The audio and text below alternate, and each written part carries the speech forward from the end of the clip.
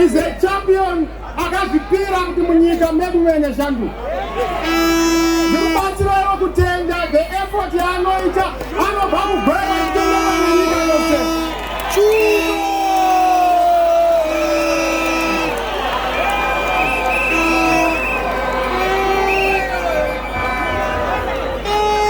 Ndichimutora vazhinji vatinofamba vanenge vachimboita moyo umwe kunge varimo kunge havamo. Uyo akazvipira nomoyo wose kuti munyika munotonda shandi. Notenda. Declaration number 2. Ndauya kuzodeclare pano kuti vedwe Triple C zvinoreva kuti chimurenga cheZimbabwe chechina.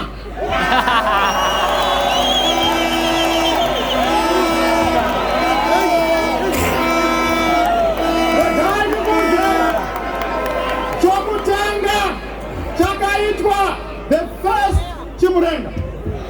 Chechipiri chakaitwa chiri cheFreedom the second chimurenga.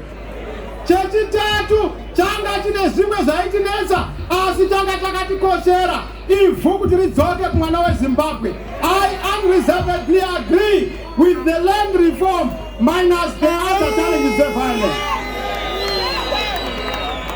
Asi yechina takuidzorera kuti maZimbabwe simba renyu rakabiwa nematsotsi epolitics. Ndakudzorerai masimba enyu, mudzokere masimba enyu.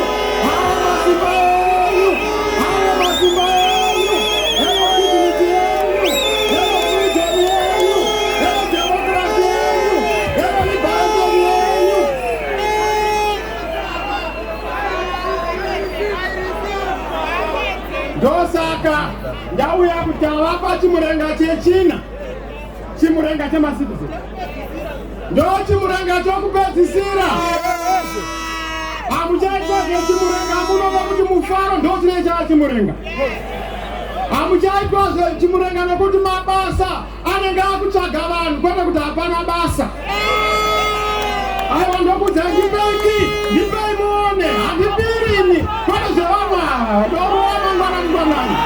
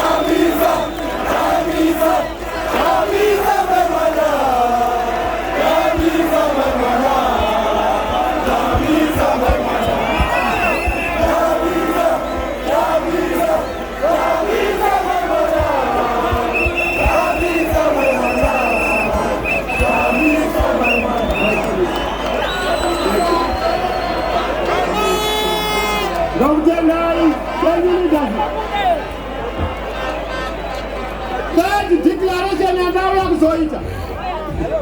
Hatisina kumbopedza nguva yenyu. Ndaona kuti makawandisa kuda kufamba kwakachena. Third declaration yandauya kuzoitaura ndeyekuti munyika muno we will never allow an election that is rigged.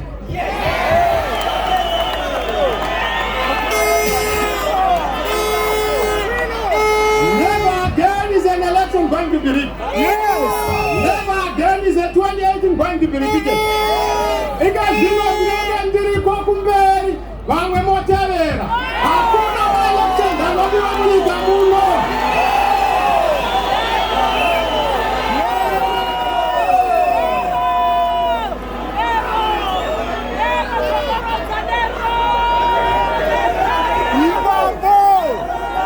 Munozviziva here kuti munyika muno kana vakabira ma-election tikati hakuchashandwi hakushandi tikati haivhiwi takamudza Mnangagwa kuti wamba mbudzi dzangu enda unofudza tione dzese dzapera kubiwa hana kana chitewe chasara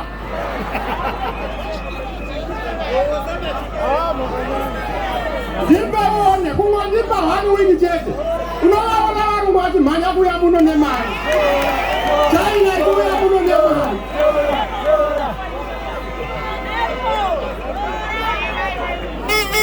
chechina chandauya kuzodeclare ndandapinda maishu zandataura ndauya kuzodeclare chinhu chikuru chekuti chamunoona hama dzangu Zimbabwe yamunoona patinotungamirira isu hakuna mupurisa achafamba akabata tsvimbo yokuda kurova munhu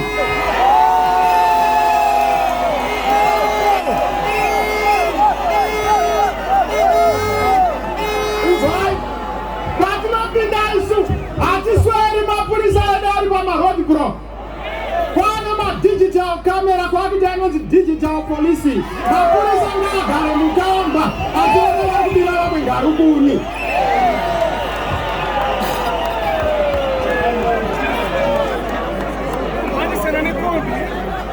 ino ndakamunzwa mukoma wangu paepweta zvikanzi iwe haufi wakatungamirira ndikati onai manyemwa Zambia haitiki muno wanga usiku here kuZambia iwe uchiona mumwe wanga achipinda haunenge uri kwere